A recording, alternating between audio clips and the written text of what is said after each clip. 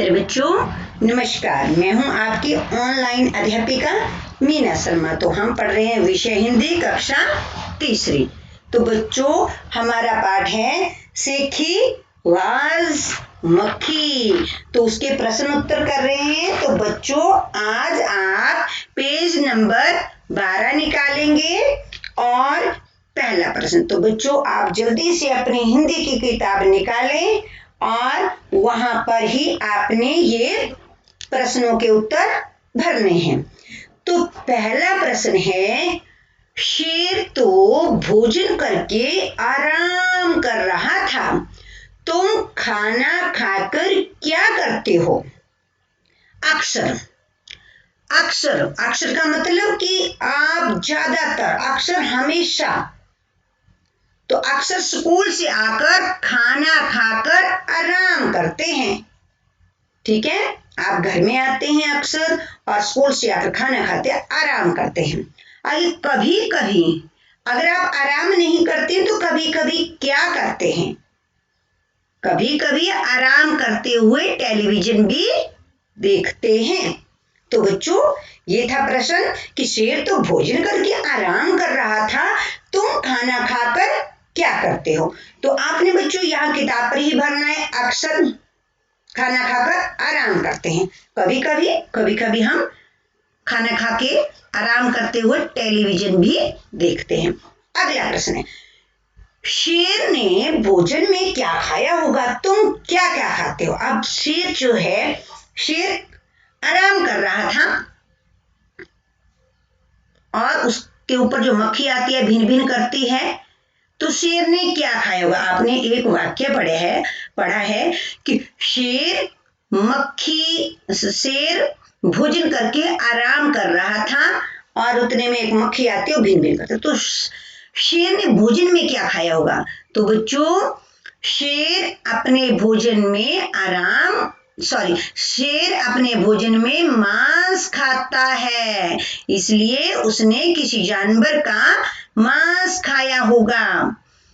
तो बच्चों, अगला प्रश्न है कि तुम क्या क्या खाते हो? यहाँ आदमी का चित्र है, लड़की का चित्र है, तो व्यक्ति जो हैं वो हम लोग क्या खाते हैं? तो वैसा आपने लिखना है, दाल, चावल, सब्जी, रोटी।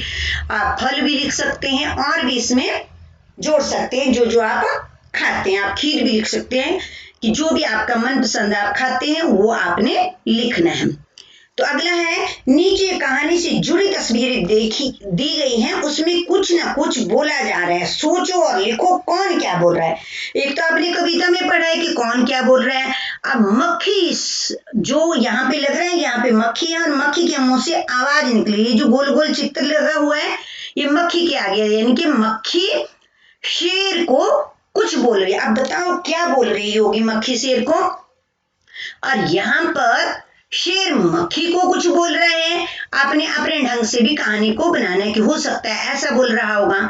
और आगे है, मक्खी हाथी को बोल रही है और यहाँ पर मक्खी लोमड़ी को कुछ बोल रही है।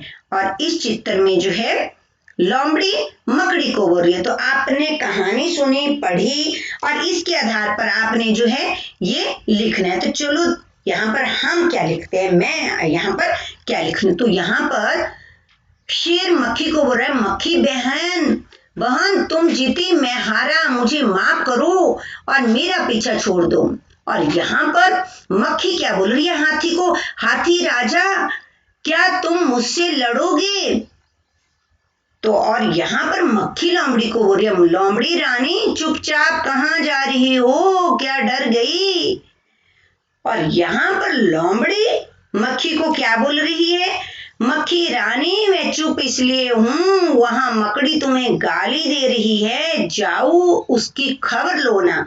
तो ये थे, आपने अपने ढंग से भी लिखना है कि आप अपने मर्जी से भी कुछ लिख सकते हैं। आगे कहानी के हिसाब से बताओ। अब यहाँ पर बताओ, हमने कहानी किसके बारे में पढ़ी?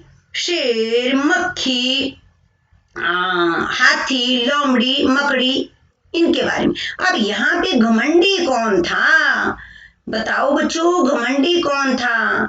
तो मेरे हिसाब से यहाँ पर घमंडी मक्खी हुई।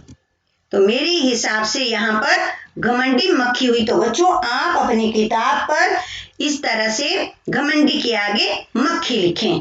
अब यहाँ पर आगे चतुर। अब बताओ चतुर कौन था कहानी में? तो बच्चों आप अपनी किताब पर लिखो चतुर के सामने यहाँ पर लोमड़ी होगी। लोमड़ी भी लिख सकते हैं, हाथी भी लिख सकते हैं। हाथी ने क्या किया, क्यों किया? हाथी चतुर इसलिए था कि बिना मतलब से लफड़े में वो नहीं पड़ता था, तो मैं उसको चतुर भी कहूंगी।